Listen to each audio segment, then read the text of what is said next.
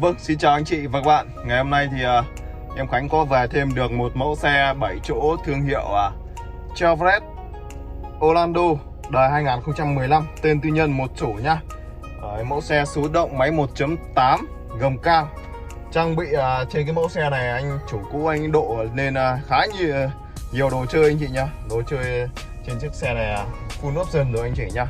Đó có thể kể đến là cam 360 này, rồi màn hình tất cả các hàng ghế đều có màn hình anh chị nhé, cũng như là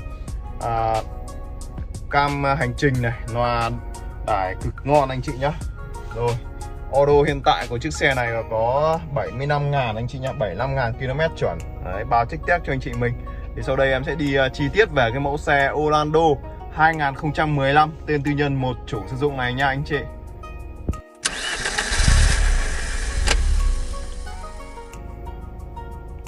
Rồi vào bên trong, đầu tiên anh chị sẽ nhìn thấy cho em là màn hình này. Đó, một cái màn hình rất là lớn này, đặt trên cao, và các phím bấm đây. Đó, rất là đẹp, rõ đẹp anh chị nhé. Cũng như là các chức năng đó đã được gắn thêm như là cam hành trình này, cam 360 tích hợp sẵn. Đó, củ số của xe cực kỳ đẹp anh chị nhé. Âm thanh trên xe thì nghe rất là hay. Đó, các phím bấm này. Rồi, túi khí an toàn trên vô lăng và ghế bên phụ này. Đó, đằng trước ghế bên phụ. Hệ thống chống trơn trượt. Rồi, đèn tự động này, gương kính chỉnh điện gập gương. Đó, các nút bấm này, lên xuống kính này. Đó, đều tự động hết anh chị nhé. Tất cả cái phần nhựa sần đẹp. Với cái mẫu xe này thì anh chị mình mua về mình sẵn sử dụng. Đấy, đồ chơi thì lên full cho anh chị rồi. Đó, những cái hộc để đồ này rất là lớn nhá. Rồi cái nội thất trên xe thì trang bị cho em là những cái tông màu bạc này và màu đen kết hợp. Đó, rất là sang trọng anh chị nhá. Đấy, và hiện tại với cái chiếc xe Orlando 2015 này, bên em đang chào bán ra với cái giá 375 anh chị nhá, 375. Đấy, cho một chiếc Orlando 7 chỗ tên tư nhân. Đấy, gia đình sử dụng mà xe này thì không dịch vụ anh chị nhá, không dịch vụ một ngày nào.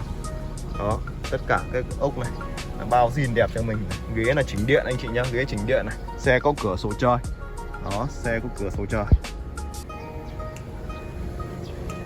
Đó, anh chị cùng nhìn cái phần nhựa này. Nó sần đẹp cho em, không hề bị bóng mòn một chút nào, cũng như phần da ghế này, căng đẹp nhá.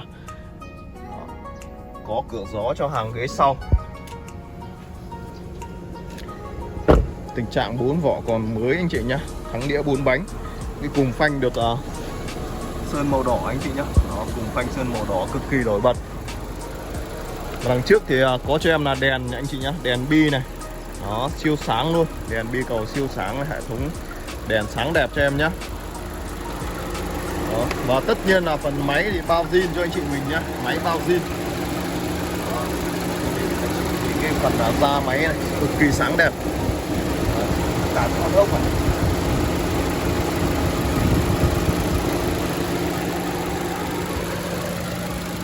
Đó, ốc trên cabo này chưa hề tháo mở anh chị nhé, ốc trên nắp cabo chưa hề tháo mở. Đây cái tai đèn này thì nó sẽ bị gãy. Đó, cái tai đèn này nó bát nó hơi yếu anh chị nhé, nó sẽ gãy. Quá trình mình đi nó rung nắc, nó gãy. Tuy nhiên sẽ không ảnh hưởng gì anh chị nhé, không ảnh hưởng gì cái chất lượng xe cả. Đó, keo chỉ nó còn nguyên hết cho em. Đó, máy lỗ cực kỳ êm thì thầm. Đó, và đây là cam 360 nhé, cam 360 trước sau này, xi nhan gương. Đó, một chiếc xe form dáng cực kỳ đẹp, vuông vắn. Đấy, rộng rãi, chở 7 người. Anh chị mình chạy gia đình với mẫu xe này thì cực kỳ ok nhá. Xe chạy vận hành đầm chắc, rộng rãi. Và hàng ghế thứ 3 này mình không sử dụng, có thể gập lại nhá, để đồ cực kỳ thoải mái luôn. Anh chủ cũ cũng đã bọc cho, bảo vệ cho cái hàng ghế thứ 3 một cái thảm 3D anh chị nhá. Đấy, những cái hàng ghế này, đấy mình để đồ thoải mái luôn, nó không ảnh hưởng gì đến cái phần nhựa của xe này cả. Đó. Ốc cốp sau này cũng chưa hề tháo mở nhá. Rồi anh chị mình quan tâm chiếc xe này có thể đến trực tiếp cửa hàng bên em, chợ ô tô miền Nam 17 Lê Hồng Phong, Tân Bình, Di An, Bình Dương. Đấy, xem xe, trải nghiệm xe nhá.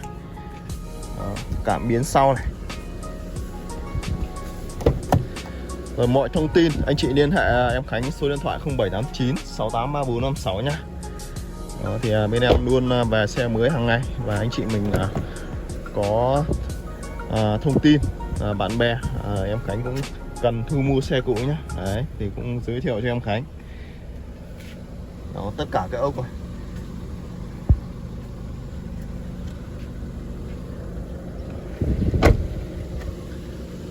Rồi 375 triệu anh chị sở hữu cho em một chiếc xe Orlando 7 chỗ đời 2015, xe gia đình zin đẹp.